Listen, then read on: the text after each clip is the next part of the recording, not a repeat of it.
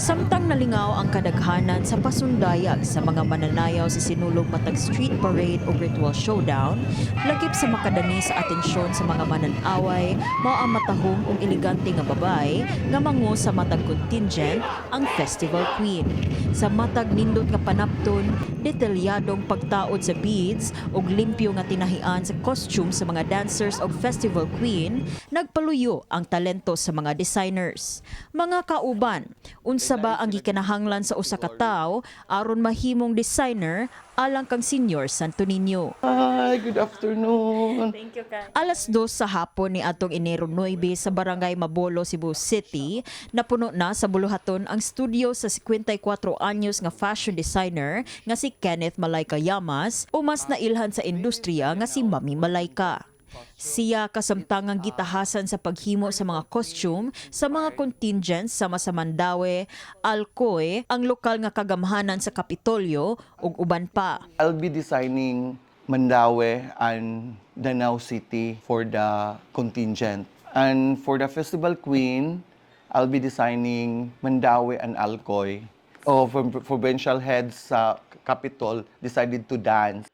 Sa iyang studio, nakadisplay na ang mga nahuman niya nga mga designs alang sa Mandaue City ug syudad sa Danau. This is the Danau contingent costume. Carnival Queen inspired. So, na-headdress na murag Carnival Queen ani niya. They are the one who choose this color. Hantod siya sa modern. So, this is a modern Filipiniana sa ni siya. They decide manggod nga kanang ipagawas gyud ang Mantawi nga katong sa unang kunong panahon mo kuno ni sila ihigot kuno sa mga bagon. So pero they want it dainty gyud siya, white. Sa dulan duha ka dekada niya sa fashion industry sa Sugbo, unang nadiskubrihan si Mami Malayka ni atong siya ang midisenyo alang sa basbati contingents ni atong tuig 2000 Gs. Apan matod niya nga mabulukon ang sinugdanan sa iyang karera. Tungod sa wala pa siya na designer, nahimo sab siya nga usa ka makeup artist ug migrant worker sa nasod sa Japan.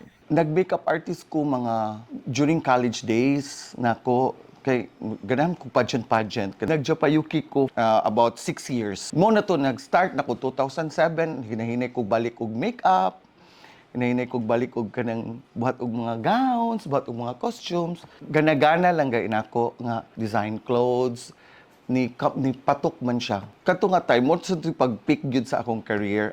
Kung ang bestida Filipiniana ang giisip nga specialty ni Mami Malayka, nailasab ang laing designers sa iyang mga obra nga adunay intricate details. I'm Jongs Bea Lucinario, 28 years old, at Chara na siya. From last year, this year will be 12 years. Cater a lot, not just like for sinulog, like gowns, weddings, all those stuff.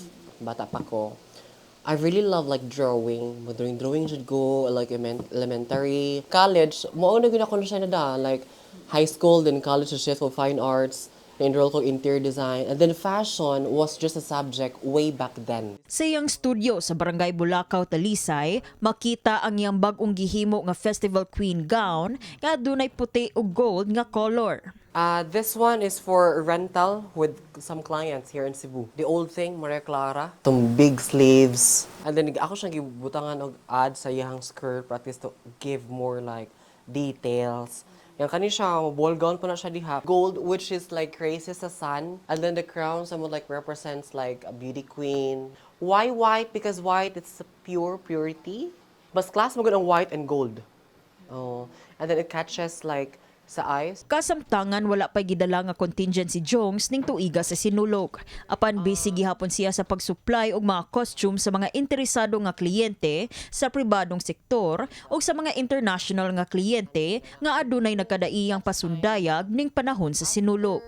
Bisan na puno na ang iyang schedule sa pagkakaron, mahinumduman gihapon ni Jongs ang iyang naagian nga mga hagit ni atong pagsugod pa niya sa iyang karera. There are some people that will pull you down. Ako naman nagpuyo diri. There are some times nga muhilak ra ko nga alone. Pabot ka sa point like depression, anxiety, people will judge you. People will, tell you nga di mo kaya.